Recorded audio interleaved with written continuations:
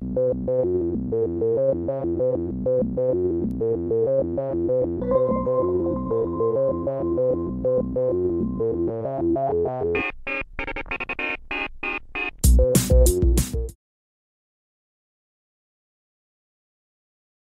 and welcome to the History Hut. I'm Jim, this is Dr. K on location, and we're talking about the Act of Union. So why is there a union of England and Scotland in 1707? Well, Jim, as usual, I'd love to answer that by just telling you it'd be nice. There's a reason for it. Of course I can't. The actual reason that we're talking about it today is because in this year, 2014, the people of Scotland are actually going to referendum to see whether they want to remain part of Great Britain, as David Cameron would say, better together, or whether they would be much better being independent. So we're actually trying to give it a little bit of historical perspective for our friends back in Scotland by discussing the first time that there was actually a union of the two countries. So it's a good question, why is there a union? And it's impossible, of course, because I'm a historian and I have to give you the context, it's impossible to discuss it without a few background bits of information, so that's history talk for an hour. And then we'll get to the Act of Union some other time.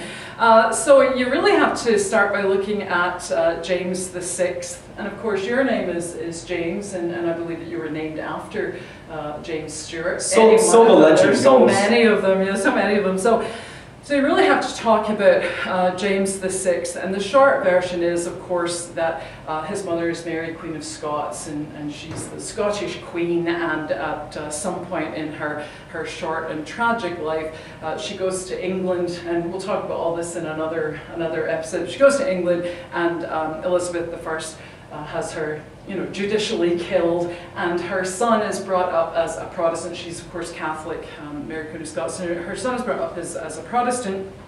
And because the primary thing that a king or a queen has to do is to leave a successor, the great tragedy, I suppose, for the English, is that Elizabeth I, the Virgin Queen, doesn't leave a successor, and so the question of who will rule England after her death is a really important one. And because James VI is actually next in line, his mother should have been, had as much right to the English throne, so I say, and all the Catholics around the world, as Elizabeth I had. James I feels that he's going to be called, and of course that's true because Lord Cecil has a series of secret correspondences with them where they all have numbers when they talk to each other, like you're number 39, we're talking about Elizabeth, she's number 34, and he says to him, don't worry, you're going to be the next king of the whole island, kind of like Titanic, king of the world. So king kind of like that, yeah. Kind of like that. So when Elizabeth dies in 1603, just before she dies, she actually does name him, and he's like, great, I'm going down to England, and now I'll be the king of the entire island, not just the king of Scotland. And things go really well. He succeeds to the throne without any trouble at all. 2 years later, he faces a little problem, which you may or may not remember. Some parts of Canada still do this. The Guy Fawkes night, Guy Fawkes, Guido, was born a Protestant, stepfather was a Catholic, so he becomes a Catholic, and he, along with Catesby and a group of other people, decide that they'll blow up Parliament with James in it because he's a Protestant. But the plot's found out before it actually takes place, but it's still on November 5th every year, people in Britain still set bonfires and let off fireworks and stuff just to commemorate the near death of a king. So that was actually our king. So besides the 1605 plot, things go quite well. And he'd been king for long enough in Scotland that he had a whole group of people that he trusted, and some of them came down with him to London, and the English at times were kind of upset because they couldn't get near the king because they had this group of really kind of rough-sounding Scottish friends at court. And he does a couple of other things. I mean, he lets his friend, the Earl of Stirling, settle Nova Scotia in the 1620s. They have to give it back to the French in the 1630s, but temporarily he starts off at Nova Scotia and actually likes Newfoundland better, and they want to settle in Newfoundland. But so technically the Scots do have a claim, and it's not called Nova Scotia for nothing. Do have a claim to Nova Scotia. Before that, it would have been called Acadia, right by the French. So You know, he does do things like that. He has some religious issues to deal with in Scotland, although he's brought up as a Protestant and is a, you know, dyed-in-the-wool Church of Scotland, you know, man. He believes that the king is more powerful than the church. So he has a few issues in Scotland, even before he comes down to England, with the Church of Scotland, where you know, he says to Andrew Melville, you know, you can't talk about me like that. And Andrew Melville says, you know, you're just a silly vassal, and you know, the church is more important than the state. So it's an old argument that kings often have had with the dominant religion. So he kind of sorts that out by passing the Black Axe and the Golden Axe. He upsets the Church of Scotland temporarily, and then kind of gives them back their stuff. But so, you know, he's seen as a bit of a papist in Scotland, and by that I mean he's seen as a kind of Catholic in Scotland, not because he is, but because he embraces the Church of England, which we all know is really the old church, except that Henry VIII wanted to get rid of his first wife and marry Anne Boleyn, and so he, you know, breaks away from the church and creates the Church of England. So it still has, you know, the robes and the kind of ceremony, and so James actually likes that because he comes from this really austere faith where there's no pictures and there's no statues, and so he goes to England. He's like, ah, this is a bit of all right, and then people in Scotland are like, oh, he's just like a papist, you know, it's terrible. So has a few problems like that. The other thing that he's involved in is, although we associate the American colonies and colonial schemes with Elizabeth, a lot of the colonies actually come with James. And so he, you know, set the colony of Virginia. And it's really interesting because the first tobacco crop comes back to England under his reign, and he hates tobacco. He's just like, what a stinking weed, and he actually writes a whole treatise about tobacco and how it's a shame for all the women of England that will have to, you know, live with these men that just absolutely, you know, are just stinky. But you know, he allows that to happen. He also has an impact on the witch hunts, because when he's in Scotland, he marries Anne of Denmark, and there's the kind of witch hunts have started there, and he comes back and he actually writes a book called Demonology, and there's this thing called the North Berwick witch trials, and he insists on being allowed in to actually talk to the people that have been, you know, pulled in as witches, and he thinks that they are, because they couldn't have known the things that they do. So he does actually have an impact on the witch hunts. One of the first things that he does when he comes to England is he says to the English Parliament, I want a complete union of both my kingdoms, and it takes about 3 years, but the English Parliament eventually go get stuffed. We refuse, you know, we don't want to have you can have a union of the crowns, which is what it's called in 1603 when he goes down, but we don't want a total union. So the English are the ones that say no in the early 1600s. James is also known as a great intellectual. He writes a book called Basilican Doran, which is all about kingship, and he kind of writes, I think, for his son that he expects is going to succeed him, but unfortunately dies before that happens. So he writes about that, and it's kind of all about the duties of a king, but he in all of his writings holds the king above the church. So you get this idea of kind of absolute or divine rights kingship, that, you know, he's king because God's really chosen him, and so you know, you shouldn't attack him on any issue because he's the link between God and earth. Scotland is it's called ruled by the pen because he has you know, because he's ruled successfully all through that period in Scotland before it goes down in 1603.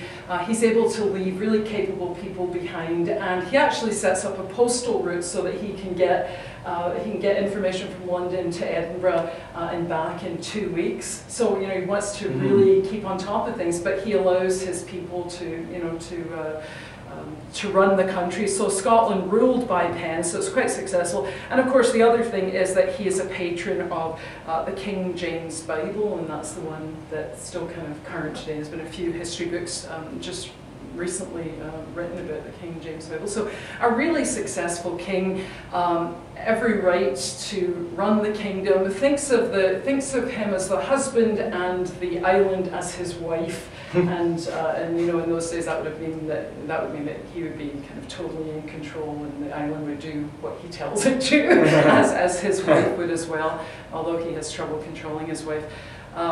So a really good king, and so this is the first time really that you see this this idea of the possible union of the two. The king actually brings it up. The English Parliament says get stuffed. So it's a, you know, it's a non-starter at that point, but I think the kings continue to think that it would be easier for them if they're running the whole show and they have, you know, kind of one parliament rather than two, because kings don't like dealing with parliaments in the first place, and to deal with two of them is just, you know, just like, that God gave me this job, I don't need this parliament, this is terrible. So, but he has a few diseases. He has, we think, porphyria. And he would get if he got, you know, if something went wrong and he would get really depressed, and he would have really sore stomachs, and he would kind of, you know, have to go to his bed. And when he peed, the pee would be the color of Alicante wine, which I'm assuming is purple or deep red. So that's how they would know that he was having an episode. Now, I guess. And also he was really sensitive to light, so he would have to wear gloves. Because his skin would start to... I was going to say, when the wine starts to taste funny, well, then it's... you're like, oh no, it's James. the king again. And it's funny because he's, you know, he's a kind of typical Stuart, but there's all sorts of different accounts of him, and some of them are quite funny. He was always worried about assassinations. And so he dressed up like a Michelin man, you know, he had like lots of different layers of clothing on. One of the rooms that he slept in, he had mattresses on the wall, so if somebody came at him with a knife, they would just, you know, knife the mattress, and he would wheek off to the other side. And some of the accounts say that he was tadpole shaped, so he was kind of like, you know, like that, and he had one foot that turned to the right, so he kind of like that, and a really big eye.